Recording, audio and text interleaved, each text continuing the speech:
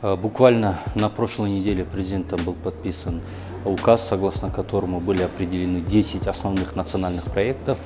Мы знаем, что сейчас в системе госпланирования внедряется такой инструмент, как национальные проекты. На самом деле его основное отличие от государственных программ – это то, что в национальных проектах имеются точные индикаторы, которые можно реально оценить. Если мы в рамках госпрограмм видели общие подходы, то в национальном проекте мы видим конкретные цели, конкретные цифры. Если пример привести по национальному проекту «Жасыл Казахстан», то мы знаем, что вопросы охраны окружающей среды сегодня волнуют население. Много вопросов поднимается, достаточно большое количество проблем накопилось за последние годы. И как раз если мы анализировать прошлые года, то на данный момент по вопросам экологии, в свое время были тематические государственные программы по управлению отходами и так далее.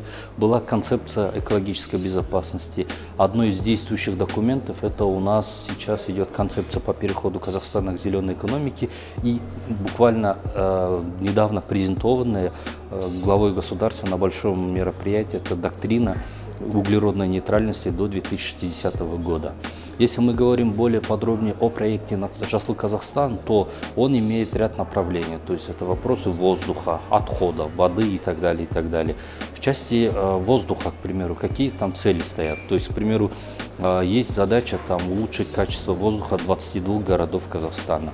Либо же мы говорим о том, что проблема недостаточности гидромет и экологического мониторинга. И как раз в рамках нацпроекта есть четкие задачи увеличения количества экологических постов, через которые можно наблюдать загрязнение воздуха.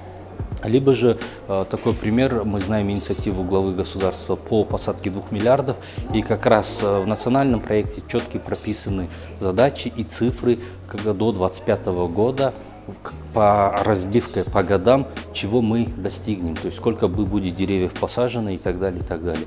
То есть в целом это легко оцениваемый, легко можно проводить мониторинг, такой документ. И я считаю, что и для общественности это хорошо, и для экспертного сообщества это хорошо, и в целом для людей понятный инструмент, когда мы знаем, что конкретный город улучшится условно качество воздуха, либо мы видим по предприятию, насколько снизится объемы загрязняющих веществ в тоннах.